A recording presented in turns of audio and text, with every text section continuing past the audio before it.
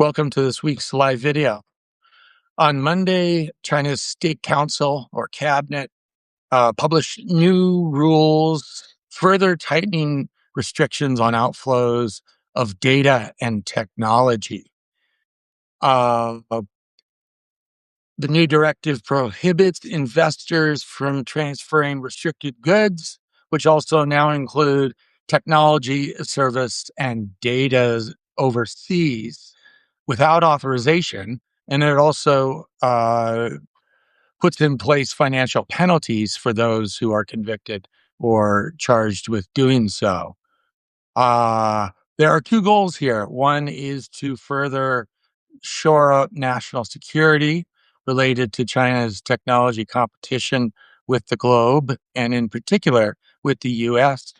The second part is the new rules provide further means for China to retaliate against foreign investment restrictions on its companies in technology, as well as a real important one, try to detour capital flight or foreign capital moving out of China. Financial penalties for the offenders. Investors can be ordered to halt transactions, dispose of any assets, and pay fines of up to 1% of the investment amount. Also on Monday, China expanded its trade secret rules through its State Administration for Market Regulation to include data and algorithms. Again, a key part of its efforts to stem the leakage of technology to the rest of the world as it feels increasingly confident in its competition with the US. First time that Chinese law is protecting digital assets as proprietary secrets, puts strict requirements on remote work, and also affects cross-border collaborations. All of these new directives build on earlier ones put in place by the National Development and Reform Commission, the NDRC, which is also the State Planning Commission, the Ministry of Commerce, as well as the State Administration of Foreign Exchange. They follow the Unreliable Entities List of 2019, published in China, and also the Anti-Foreign Sanctions Law of 2021. And then much more recently, just weeks after two new separate sets of regulations, one on protecting China's supply chain and the other on countering what the Chinese government calls improper extraterritorial jurisdiction. That again would be foreign laws putting restrictions on Chinese companies and technology.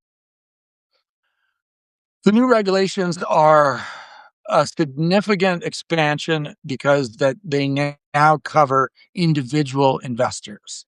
In the past, these kinds of restrictions in China really only focused on corporate investors.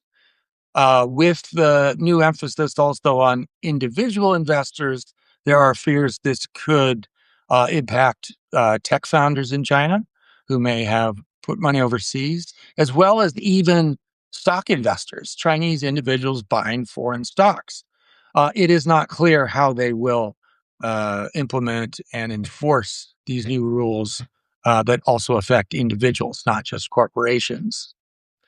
Last year, a record $807 billion was moved out of China. This is according to the Institute of International Finance. A large portion of that outflows were into equities. Outflows into equities were up 67% to $208 billion. Bond outflows also climbed 75% to $153 billion. And then in a surprise, overseas direct investment actually fell last year, probably weighed down by tariffs as well as geopolitical uncertainty. It's unclear whether that impact, the slowing of ODI will continue going forward or not. China, of course, has some of the most onerous restrictions in the world on transferring capital out of the country. Each individual is limited to $50,000 a year, only $50,000 for an individual. But that has not, as we know, prevented Chinese individuals and companies from spiriting money out of the country.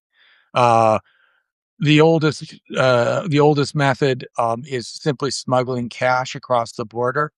China has caught individuals with elaborate vests worn under their clothing that are stuffed with money.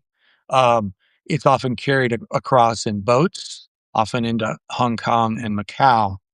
Um, Concealed in suitcases with hidden compartments, etc. Um, smuggling cash across the border. Also, what is called smurfing, which is uh, utilizing a whole bunch of different people, none of which have maxed out on their 50,000 annual uh, uh, restriction on how much money they can take out. So paying some people a sum to give you, basically to help you get that 50,000, get money out of the country in $50,000 increments. Um, Underground banking is the big one. What in the rest of the world is also very Hawala, called Hawala in the rest of the world. Uh, so typically, a customer on the mainland would transfer money to a local facilitator, and then rather than physically moving those funds across the border, that facilitator would provide access to the funds outside of China's borders, to the same funds that were deposited within China. Obviously, inflated or fraudulent invoices is a big one. Over invoicing the value of imported goods and getting paid for those fake imported goods overseas in foreign cash is another one. Refund schemes were a popular one, but have been cracked down upon by Beijing. Pawn shops in Hong Kong and particularly in Macau were major sources of these refund schemes. But now a wealthy Chinese person would go use a card or cash to buy a bunch of, or not cash, use a card to buy a bunch of expensive items in Macau, immediately return them and get cash in return, with the seller also in on the scheme of this being a way to spirit money out of the country.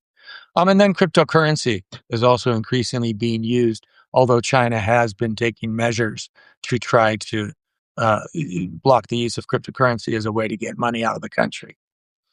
Um, Obviously, on the technology side, this follows the April move by the Chinese government to order Meta to unwind its $2 billion acquisition of the now Singaporean company Manus, which has Chinese origins, AI company, unwind that acquisition.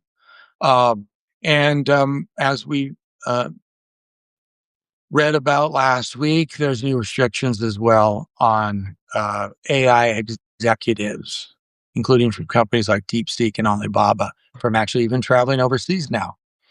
The People's Daily, the flagship paper of the communist government, or the Communist Party rather, said last week, quote, with the profound development of the digital economy, digital assets such as data, algorithms, computer programs, and code have become core trade secrets for enterprises. This article went on to praise the new restrictions on tech and data flows overseas. That's it for this week. Tune in at the same time next Thursday.